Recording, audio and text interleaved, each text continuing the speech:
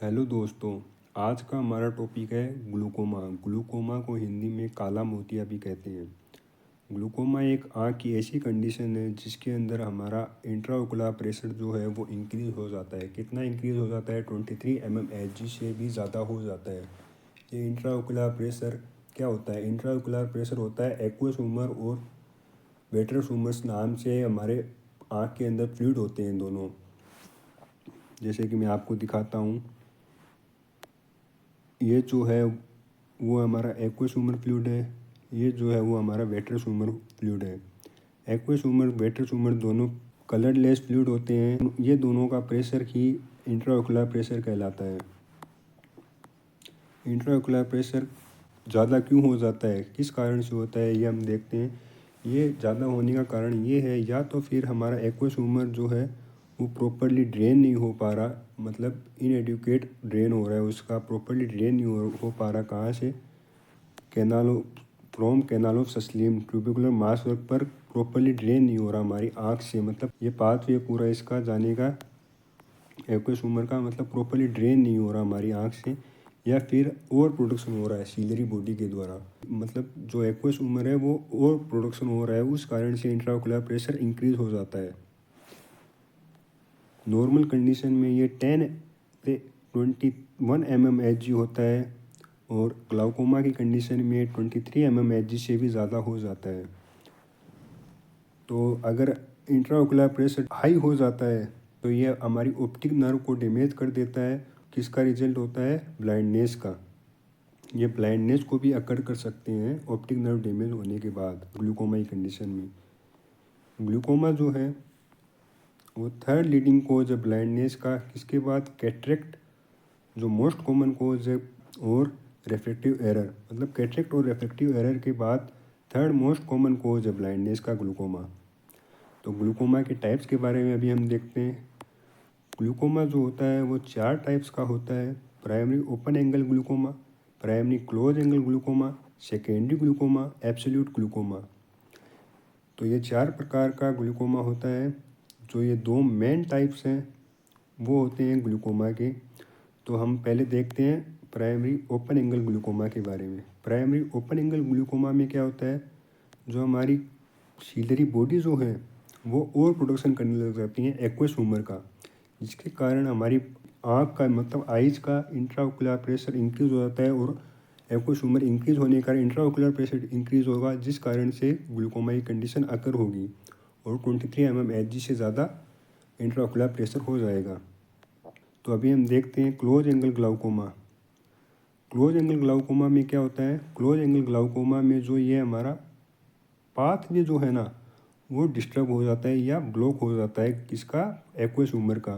Ciliary body तो सही से प्रोडक्शन कर रही है, नॉर्मल प्रोडक्शन कर रही है, लेकिन जो पाथवे जो है ना वो ब्लॉक हो जाता है हमारा एक्वस ह्यूमर का, जिसके कारण ट्यूबिकुलर मास जो है, जहाँ से एक्वस ह्यूमर ड्रेन होता है ब्लड वेसल्स के अंदर, तो वो पाथवे जो है वो ब्लॉक हो जाता है। इस कारण से हमारी आँख के अंदर एक्वस ह्यूमर इंक्रीज हो जाता है, जिस कारण से इंट्राओकुलर प्रेशर इंक्रीज होगा।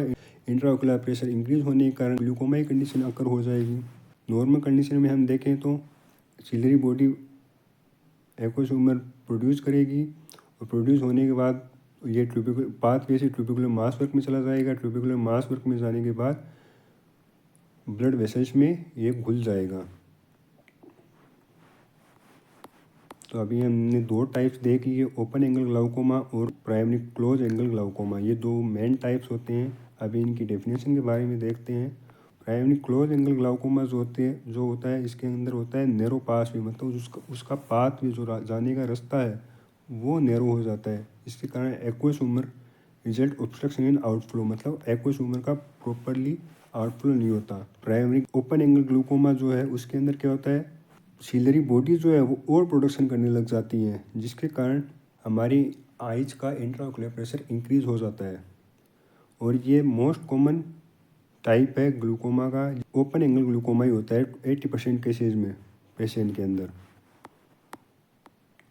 थर्ड जो हमारा टाइप है वो है सेकेंडरी ग्लूकोमा। सेकेंडरी ग्लूकोमा में क्या होता है? Increase IOP due to post operative, मतलब किसी आँख का अगर कोई ऑपरेशन हुआ है, मतलब किसी चीज़ के रिलेटेड, मतलब पहले कोई दिक्कत थी तो उसका ऑपरेशन हुआ तो उसके बाद जो होता है, उसके बाद इंट्राओकुलर प्रेशर इंक्रीज हो गया तो वो चीज़ ग्लूकोमा को अकर कर सकती है। या अदर कोई डिसऑर्डर, अगर अगर आँख के अंदर अदर कोई दिक्कत है, डिसऑर्डर है, तो वो ग्लूकोमा को अकर कर सकता है। और एब्सोल्यूट ग्लूकोमा जो है वो severe painful, extremely severe painful glaucoma का टाइप है, जिसके अंदर क्या होता है, इंसान कंप्लीटली ब्लाइंड हो जाता है और जो उसकी आंखें जो हैं वो एज ए स्टोन हो जाती हैं, मतलब पत्थर जैसी हार्ड हो जाती हैं उसकी आंखें। ये 4 टाइप्स के बारे में बात कर लिया। अभी हम देखते हैं क्लिनिकल मैनिफेस्टेशन, साइन और सिम्टम्स क्या होते हैं ग्लूकोमा के अंदर।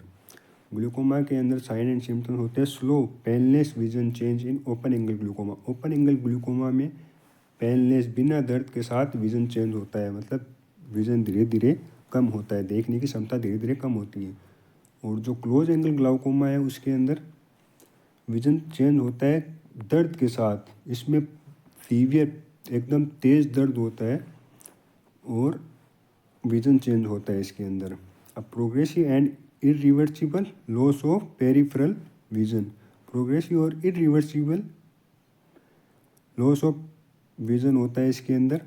इसका मतलब क्या हुआ, जो पेरिफेरल, जो हमारा पेरिफेरल विजन जो होता है, पेरिफेरल का मतलब समझते हो आप, जो हम जैसे हम सेंटर में कोई चीज़ देख रहे हैं, सेंटर में कोई चीज़ देख रहे हैं, इसके सराउंडिंग में जो भी विजन है, इस फोकस हमने इस चीज़ पे कर रखा है, हम हमारे दोनों आंखों से जो हमारे फिर भी हमें सराउंडिंग में जो चीज़ दिखती है उसको बोलते हैं पेरिफेरल विजन। जो हमारे आसपास का जो भी, इसके आसपास का जो भी हिस्सा बोलते हैं उसको पेरिफेरल विजन बोलते हैं। ये सेंट्रल विजन है और ये पेरिफेरल विजन है। तो हमारा ये धीरे धीरे धीरे धीरे कम होते होते फिर सेंट्रल की ओर बढ़ने लग जाता है, धीरे धीरे कम होता है ये पेरिफेरल। पहले पेरिफेरल विजन लॉस होगा, फिर सेंट्रल धीरे धीरे करके सेंट्रल विजन लॉस होने लग जाएगा। इसको बोलते हैं peripheral vision to by loss of central vision followed by loss of central vision. और फिर नेक्स्ट जो इसका साइन एंड सिम्टम है वो है फ्रंटल हेडेक, मतलब आईब्रो के ऊपर का जो हमारा हेडेक होता है वो पेन करने, हेड जो है तो वो पेन करने लग जाता है। और फोटोफोबिया मतलब लाइट से दर्द होना आँखों के अंदर। और नोजिया और वोमिटिंग।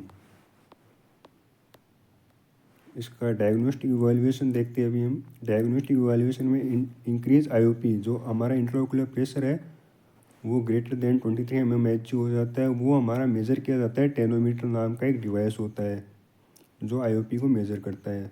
आप देख सकते हैं ये ओल्ड में ने इसका आईओपी को मेज़र किया जा रहा है इस डिवाइस के जरिए। ये डिवाइस है टेनोमीटर, टेनोमीटर कहते हैं जिससे हम इंट्राओकुलर प्रेशर मेज़र करते हैं। अभी नेक्स्ट हम देखते हैं ophthalmic examination show atrophy of optic nerve and retina. मतलब ऑप्थेल्मिक एग्जामिनेशन मतलब आँख के जितने भी एग्जामिनेशन हुए हैं, जांचें वगैरह हुई हैं, वो एक ही तरफ इंडिकेट करती हैं atrophy of optic nerve and retina. Atrophy का मतलब होता है ऑर्गन या टिश्यू की साइज़ छोटी हो रही है नॉर्मल साइज से, मतलब ऑप्टिक नर्व और रेटिना की जो साइज़ है वो छोटी हो रही है। ये सभी ऑप्थेल्मिक एग्जामिनेशन के द्वारा शो होता है। अब ये मैनेजमेंट के बारे में देखते हैं। पहला मैनेजमेंट है मेडिकल मैनेजमेंट। मेडिकल मैनेजमेंट में क्या होता है, glaucoma is a medical emergency which characterised by sudden eye pain. Glaucoma एक सडन मेडिकल इमरजेंसी है जो आई पेन होता, जिसके अंदर आई पेन होता है और नोजिया या वोमिटिंग होती है। The treatment of glaucoma is aim to decrease, मतलब ग्लाउकोमा का ट्रीटमेंट जो है वो एक ही चीज़ पे फोकस करता है, इंट्राओकुलर प्रेशर को डिक्रीज करना, which can be achieved by medicine और सर्जरी। ये मेडिसिन और सर्जरी के द्वारा अचीव होता है, मतलब प्राप्त किया जा सकता है इंट्राओकुलर प्रेशर को डिक्रीज करना, या दोनों के द्वारा। एडमिशन मायोटिक ड्रग के द्वारा भी इंट्राओकुलर प्रेशर को डिक्रीज करते हैं।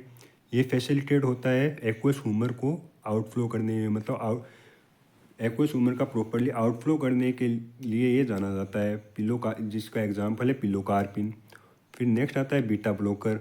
बीटा ब्लॉकर क्या करता है, decrease production of aqueous humour. Aqueous humour का जो प्रोडक्शन है वो डिक्रीज कर देता है। ये किस कंडीशन में काम आएगा, ओपन एंगल ग्लाउकोमा है, जिसके अंदर सिलरी बॉडी और प्रोडक्शन करने लग जाती है हमारा एक्वस ह्यूमर का, जिसका एग्जाम है टिमोलोल। और नेक्स्ट जो है वो है एसिटाजोलामाइड। एसिटाजोलामाइड जो है एक डायूरेटिक है। डायूरेटिक का मतलब जो होता है, जो हमारी बॉडी के अंदर एक्सेसिव फ्लूइड जो होता है उसको ड्रेन किया जाता है या बाहर निकाला जाता है यूरिन के थ्रू। जैसे एक्वस ह्यूमर जो है उसका वो एक फ्लूइड है, वो ज़्यादा बनने लग गया तो उसको एसिटाजोलामाइड के थ्रू बाहर निकाला जाएगा ग्लूकोमा की कंडीशन के अंदर, और ये हमारे इंट्राओकुलर प्रेशर को डिक्रीज़ करेगा। और नेक्स्ट जो है सर्जिकल मैनेजमेंट है।